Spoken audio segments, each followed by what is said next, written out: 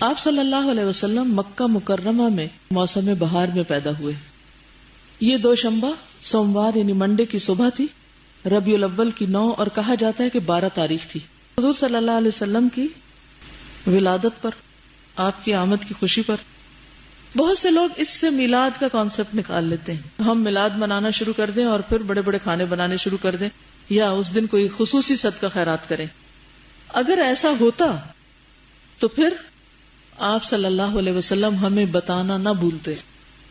آپ کی زندگی میں 62 بار تو یہ دن آیا ہی تھا آپ کی پیدائش کا، پھر صحابہ کی زندگی میں بھی آیا، لیکن کسی نے ایسا کوئی کام نہیں کیا.